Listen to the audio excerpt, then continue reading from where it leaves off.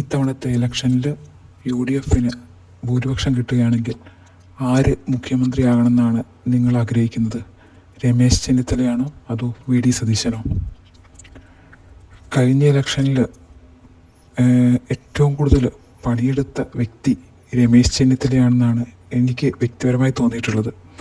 കാരണം പല ഇപ്പോൾ സ്പ്രിംഗ്ലർ ആരോപണമാണെങ്കിലും അങ്ങനെ മറ്റുള്ള വിഷയങ്ങളിലെല്ലാം സർക്കാരിനെതിരെ നല്ലപോലെ പ്രവർത്തിച്ചൊരു വ്യക്തിയാണ് രമേശ് ചെന്നിത്തല.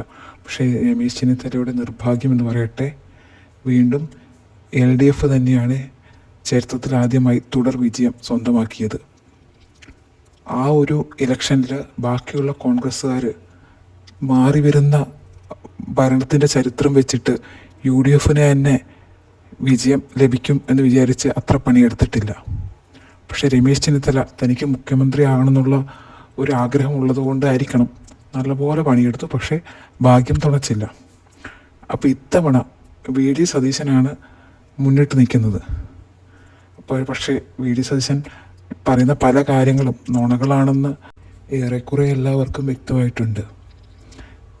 CPMൻ്റെ സൈബർ വിങ് നുണേശ് എന്ന് പറഞ്ഞൊരു പേജ് തുടങ്ങി അതിനകത്ത് സതീശനെ പൊളിച്ചെടുക്കാൻ വേണ്ടി ശ്രമിക്കുന്നുണ്ടെങ്കിലും അതിൽ പറയുന്ന പല കാര്യങ്ങളും ശരിയാണെന്നുള്ളതാണ് അതിൻ്റെ ഒരു വസ്തുത.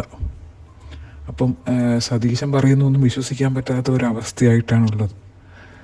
പിന്നെ പറയുകയാണെങ്കിൽ ക്രിസ്ത്യൻ സഭകളിലുള്ളവർക്കാണെങ്കിലും ഇപ്പം NSSൻ്റെ സുകുമാരൻ നായർക്കാണെങ്കിലും ഒക്കെ മുഖ്യമന്ത്രിയാകണമെന്ന് താല്പര്യം രമേശ് ചെന്നിത്തലയോടാണ്.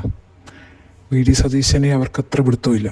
അതുപോലെ തന്നെ ഇപ്പം K സുധാകരനാണെങ്കിലും PJ കുര്യനും മുഖ്യമന്ത്രിയാകണമെന്ന് പറഞ്ഞിരിക്കുന്ന പേര് രമേശ് ചെന്നിത്തലയുടേതാണ്. അപ്പം ഭൂരിപക്ഷ പിന്തുണ രമേശ് ചെന്നിത്തലക്ക് തന്നെയാണെന്നാണ് അനുമാനിക്കുന്നത്.